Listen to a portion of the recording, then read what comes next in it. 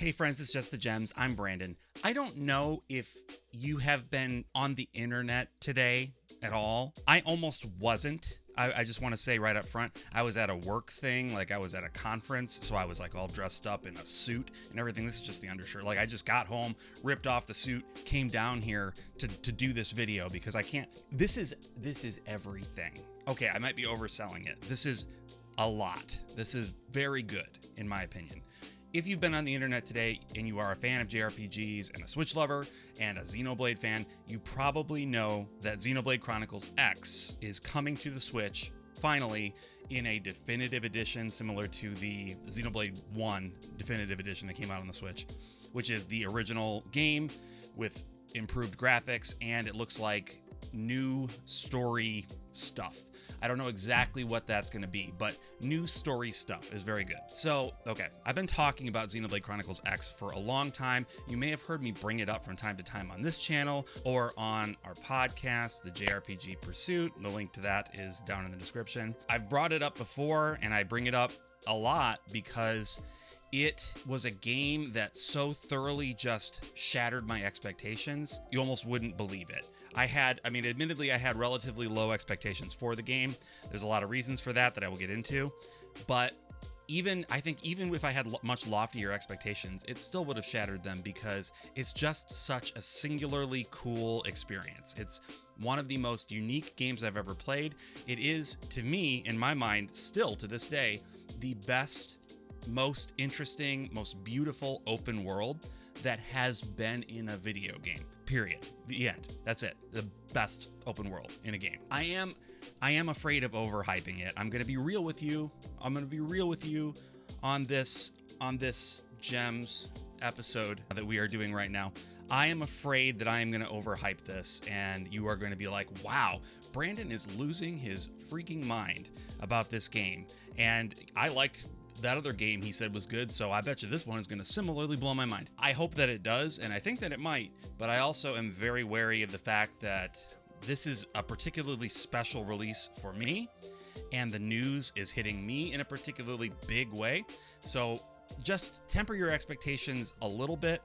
If you've never played it, you don't have a history with the game. If you have played it and you do enjoy it, you are probably nearly as excited as I am. I think I am the most excited. I'm just going to put that out there. It's not a brag, I'm just the most mentally ill in the specific way that makes Xenoblade Chronicles X really work for me. So it's nothing to be proud of. It just is. It's just a fact. So this game Xenoblade Chronicles X is so cool. It also has some of the dorkiest things, the dorkiest elements that I've ever experienced in a game. It is such an interesting dichotomy, if I can put on my monocle for a moment here, and it's just, I don't know, it's equal parts cool. It's much more cool, but let me just get this out of the way. The music is a 7-layer dork dip. It is just like the dweebiest, but at the same time, I'll get into it. Look, let me give you a quick rundown of my history with X, so maybe you can start to understand where I'm coming from, okay? I was never interested in Xenoblade Chronicles X, so I hadn't played the original Xenoblade Chronicles back on the Wii. When the Wii U came out, I had a Wii U for a short time, played a few games on it, was not really feeling it, sold the Wii U, didn't really look back, like it was fine not experiencing the Nintendo console for that generation, and that was it, okay? That was all there was to it. I knew that it was coming out. I was curious, right? I was curious about it because it's a Takahashi game, it's a Xeno game. The fact that I hadn't played Xenoblade Chronicles was also kind of hanging heavy on my conscience because as a Xeno fan, even though this was during the period when I wasn't as much into video games, I still felt like this strange calling to Xenoblade Chronicles. But X, from the reviews, I really got the impression that this was a story light, sort of much more gameplay focused exploration, kind of almost open world, like MMO, but not really an MMO, like going on fetch quests and doing things that there's no real big interesting story tying it all together. You create a silent protagonist, which is the first and only time that the Xeno series has had a silent protagonist. That alone was enough to make me go, that smells a little bit stinky, not gonna lie. So I didn't feel like I was probably missing much there. right? Okay. So anyway, eventually the Switch comes along. I get Xenoblade Chronicles Definitive Edition. I finally sit down and play it, and I love it. Obviously, like, it's a brilliant game. I loved it. I played Xenoblade Chronicles 2 and Torn in the Golden Country. Like, loved them. And at that point, I was like, okay, so these are really good. And I had repurchased a Wii U at this point because this was when my collecting had started. So I was like, okay, I'm going to get Xenoblade Chronicles X. I get Xenoblade Chronicles X. I actually go on eBay and I buy the collector's edition because I was just doing that at the time. So I have the collector's edition of the Wii U Xenoblade Chronicles X. I pop the game in, I get going, and it's a little bit of a slow start. Like, again, you're creating a character, and I'm like, I don't love this, but, you know, I'm going to try to stick it out as long as I can. Not too long after you get to New Los Angeles, which is the main city hub of the game, and you get some freedom to explore and just start to run around this world, I was just blown away by this game's presentation. So even before I'm getting into the heavier story bits of the game, which I guess, spoiler alert, there are heavier story bits that I wasn't anticipating. But even before then, I was just so enamored with this world. Just it's the most beautiful open world. At the time that I was playing it, the PlayStation 5 was out. Like, I had a PlayStation 5. I had played games on it. But running around the open world of Mira in Xenoblade Chronicles X, I was like, this is the most beautiful open world I've ever seen in a video game. And the PlayStation 5 is sitting right next to me going like, you sure, bro? And I'm like, yeah, bro, I'm pretty sure. This is just gorgeous. It's just gorgeous.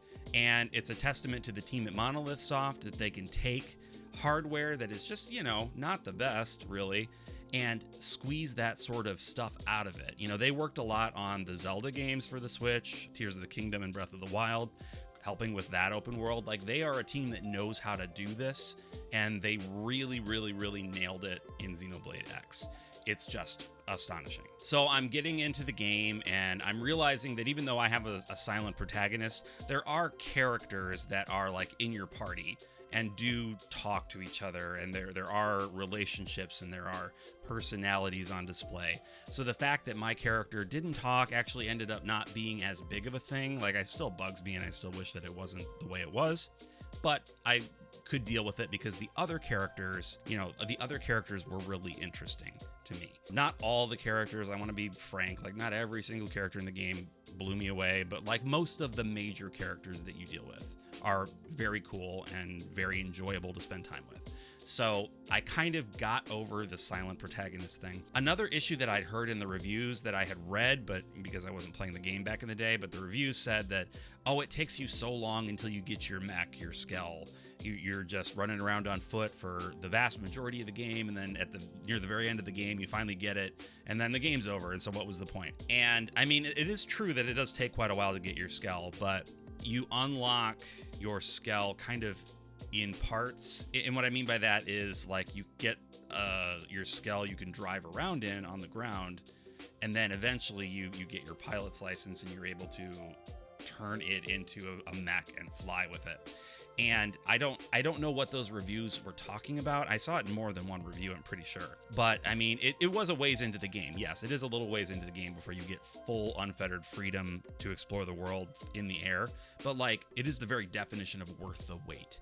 Like, it's so cool to, like, take off into the sky out of New Los Angeles and fly over the wall, and that dork music is playing as you're flying through the air, and they're singing about what you're doing, which is a thing that bugs me in Japanese role-playing games when they put English lyrics in there. And they're like, well, the audience we care about the most, the Japanese, they don't understand what we're singing. Let's just have them sing about what they're doing. That makes sense, right? And then us in English are like, that's the dorkiest thing I've ever heard. Cool. Thanks, bro. Persona is another. I hate that Persona does that. And that doesn't matter. We're not talking about that.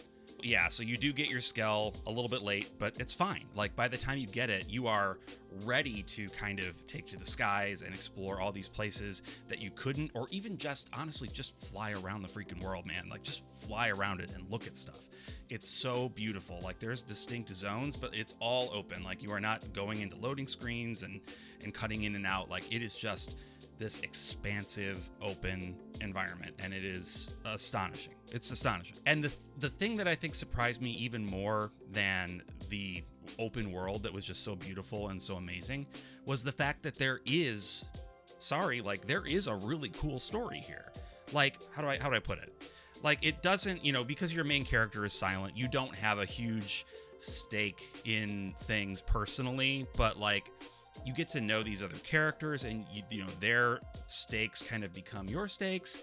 And honestly, this game has some of the most intriguing big picture mysteries of any game that I've played. Like, it is very in the Takahashi mold. Let me just say that. There are so many cool things that come up over the course of this game.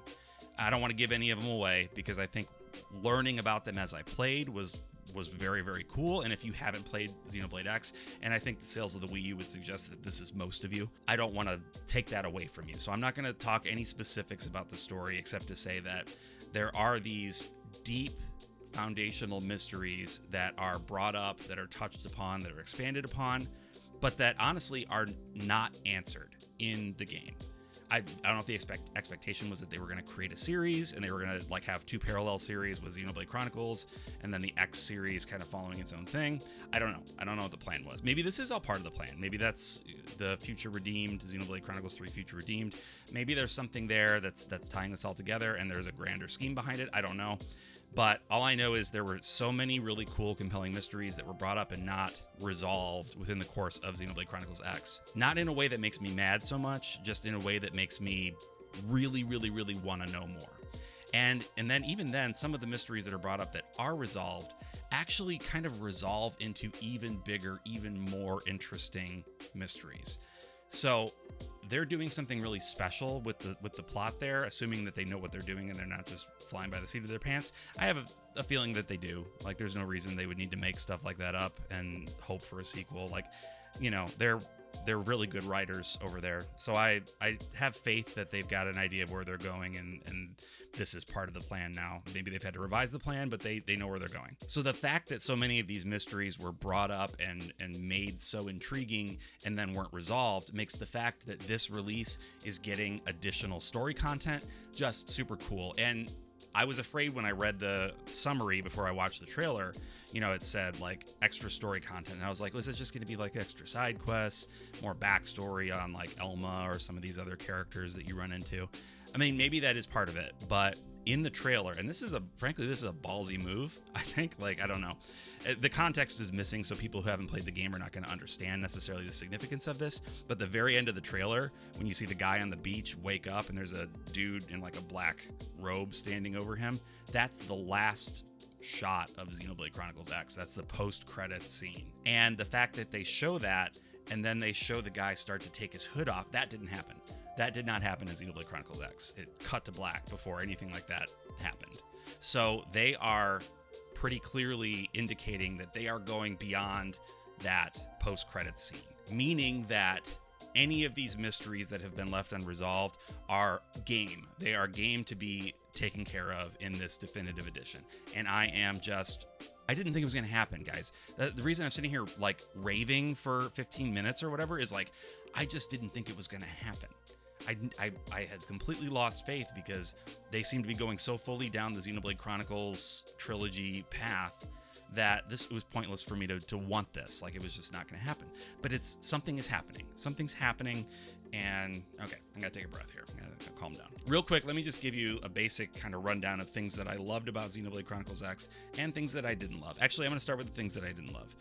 First, I didn't love the music. I say that with a caveat that I also kind of did love it. It's hard to explain, but it is, as I alluded to or said, it is extremely dorky. It's just very dorky. Like there's people rapping and singing about what's happening on the screen. The battle music is that, like, it's dorky, but it's also extremely catchy. Like, it's good, well-composed music. I wish it wasn't so dorky. I wish there was an option to maybe have the lyrics in a different language so that I'm not getting dorked out by the lyrics, but it is what it is. It's still very catchy music. It's very good music. It's extremely dorky. The other thing that I would say I didn't love is the combat. And that's a big deal in a JRPG, right?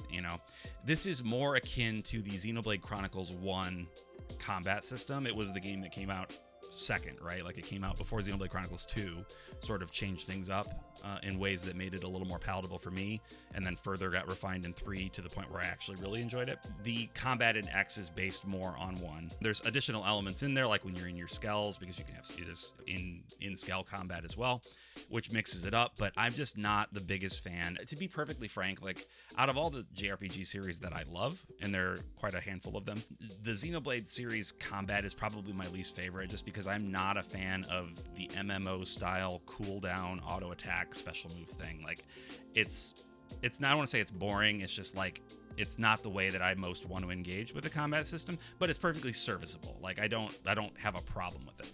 But Xenoblade X, because it was more attuned to Xenoblade 1's combat, and especially at the time I had already played Xenoblade Chronicles 2, it felt like a step back to me because it was, and I didn't love it so much. I don't know if my feelings about it will change, or if they're going to be modifying anything there to make it a little more modernized, like, you know, Xenoblade Chronicles 3, like if they're taking some inspo from that. I don't know. Did I say inspo? Why do I do this?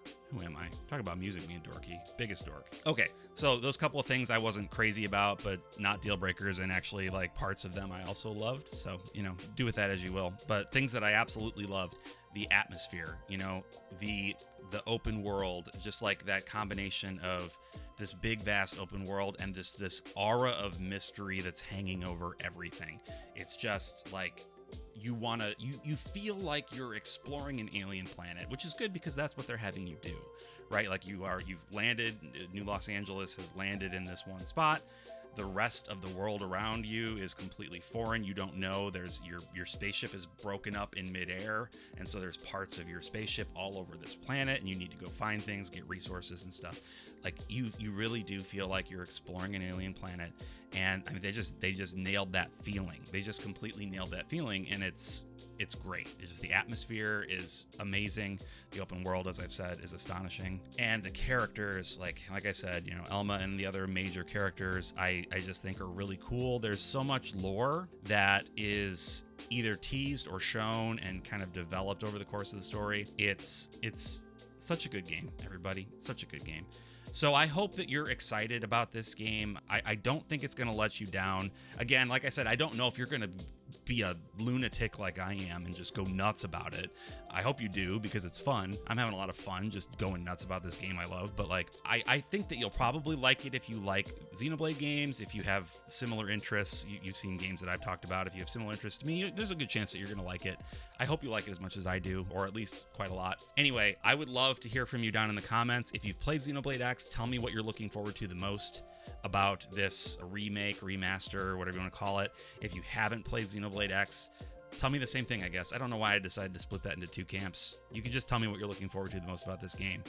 Or if you think it looks dumb and you don't want to play it, you can say that too. It won't hurt my feelings. It will. It'll hurt my feelings a little bit, but that's okay. I wouldn't be on YouTube if I wasn't okay with that.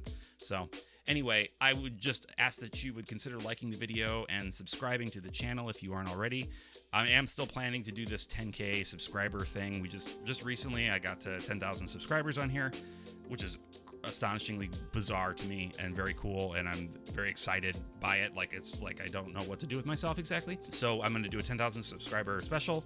I have a post in the community tab of my channel where I ask for questions. I've had a lot of people ask questions there or on Twitter.